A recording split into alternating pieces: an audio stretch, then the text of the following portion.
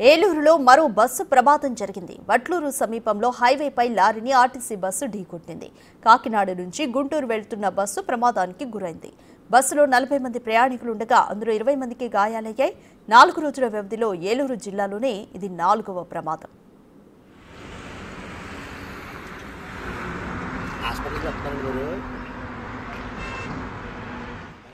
More details మా ప్రతినిధి సాగర్ అందిస్తారు. ఏలూరు జాతీయ రహదారిపై వరుస ప్రమాదాలు చోటు చేసుకుంటున్నాయి. ఈరోజు తెల్లవారుజామున కాకినాడ నుండి గుంటూరు వెళ్తున్నటువంటి ఆర్టీసీ బస్సు లారీని వెనక నుండి ఢీకొట్టడంతో సుమారుగా 20 మంది ప్రయాణికులకి గాయాలయ్యాయి. ప్రస్తుతం మనం ఏలూరు ప్రభుత్వ ఆసుపత్రిలో ఉన్నాము. ఇక్కడ ఇప్పటికే గాయపడ్డ వారికి చికిత్స అందిస్తున్నారు. లారీ ముందు వెళ్తుంది, వెనుక ఆర్టీసీ బస్సు వెళ్తుంది. ఒక్కసారిగా ఏలూరు శివారు వచ్చేసరికి లారీని వెనక నుండి ఢీకొట్టింది. లారీ డ్రైవర్ కూడా ఉన్నారు. ఆయన మాట్లాడించే ప్రయత్నం చేద్దాం. ఏంటి అసలు ఏమైంది బాబా, అసలు ఏం జరిగింది? లారీ వెళ్తుంది సార్. లారీ డ్రైవర్ అవునండి.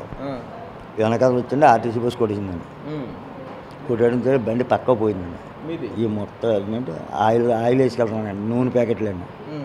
ఇలా పక్క పోయింది, తిరగబడిపోయినా రెడీగా ఉందండి. ఈ మొత్తం అక్కడ ఆడి గుద్దుకండి ఎలా ఎదరకు పడిపోయింది. ఈ మోకాళ్ళు ఈ కాళ్ళు కూడా వంగిపోయాయండి. బస్ అద్దం మన లారీ ముందు పడ్డదండి. వెళ్ళి నిద్ర మత్తులో స్పీడ్ వచ్చేస్తున్నాడండి, రెప్పడిపోయిందండి. అవునండి, బస్సు పక్కన ఉన్నాయండి ఆయిల్ ప్యాకెట్లు అండి. అవునండి, కాకినాడ నుంచి అండి నిడమానూరు అండి. అవునండి, నిడమానూరు అండి.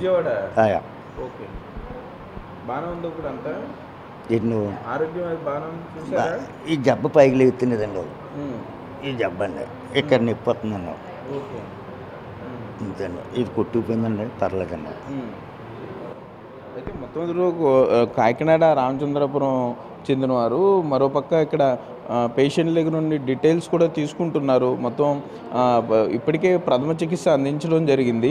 కాకపోతే మొత్తం అందరికీ కూడా బస్సులో ఉన్న వారందరికీ కూడా ఎదరికి గుద్దుకోవడంతో, ముందు సీటుకి గుద్దుకోవడంతో ఆ ముక్కు దగ్గర, నోటి దగ్గర గాయాలయ్యాయని చెప్పుకోవచ్చు. ఒకసారిగా జరిగిన ప్రమాదంతో ప్రయాణికులందరూ కూడా షాక్ గురయ్యారని చెప్పుకోవచ్చు.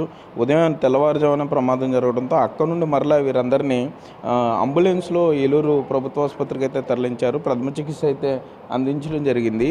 అమ్మ, ఏంటి మీరు ఎక్కడెక్కారు బస్సు? రావులపాలెం. ఎక్కడికి వెళ్తున్నారు? విజయవాడ.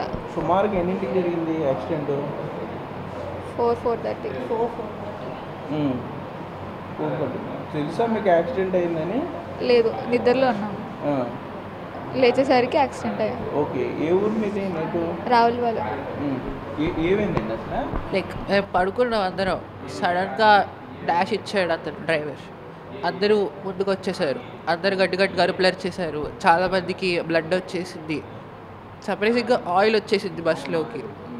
సో అర్థం కాల. So like I blood out basically. అంతే గుర్తుంది. ఎవరో వచ్చి అందరినీ దింపేశారు. సో ఇక ambulance follow the protocol follow అయింది అంతే. నేను విజయవాడ వెళ్తున్నాను. మొత్తం 20 మంది ప్రయాణికులు గాయపడినట్లుగా అయితే తెలుస్తుంది.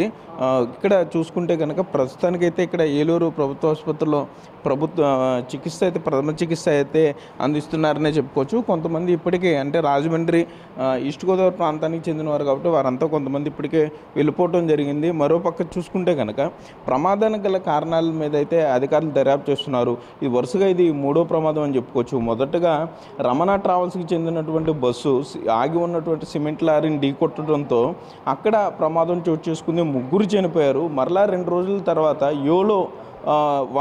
ఏలో చెందినటువంటి బస్సు, స్లీపర్ బస్సు ఏలూరు ఆశ్రమ ఆసుపత్రి వద్ద బోల్తో కొట్టింది. ఇందులో స్వల్ప గాయాలతో ప్రయాణికులు బయటపడ్డారని చెప్పుకోవచ్చు. ఇది 3వ ప్రమాదం.